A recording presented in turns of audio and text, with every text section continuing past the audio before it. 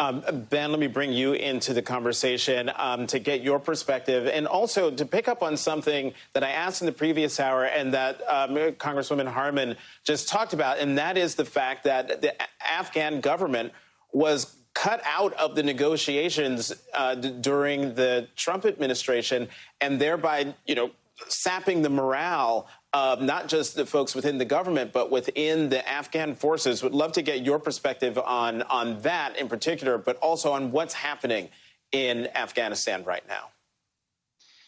Yeah, Jonathan, first of all, Peter's right in the sense that this is an indictment, I think, of 20 years of an effort that clearly did not produce a government or Afghan security forces with any capacity to fight back or will to fight back against the Taliban once the United States withdrew.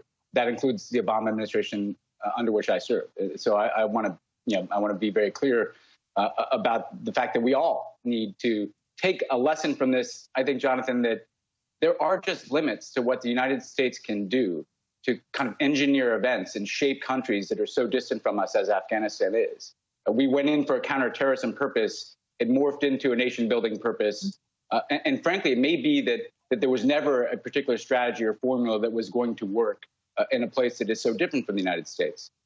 To your specific question, though, Donald Trump clearly was in this huge rush to both claim responsibility for withdrawing U.S. forces from Afghanistan and also, weirdly, to have some kind of peace deal with the Taliban. And you'll even remember he was talking about inviting them to Camp David for some big ceremony around the 9/11 anniversary. Like, that's a thing that actually happened. And the reality is efforts at diplomacy over the years were always predicated under successive administrations on the Afghan government being in the lead in any negotiation with the Taliban.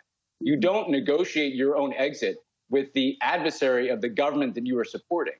And that's what the Trump administration did. They cut a deal with the Taliban that excluded the Afghan government, effectively, again, demoralizing them and making them feel like we were simply leaving them holding the bag entirely.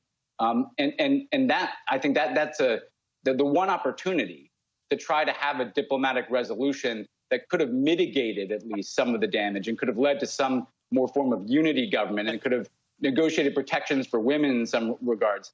That was what was absent in that so-called deal with the Taliban. And Peter, in the minute that we have left,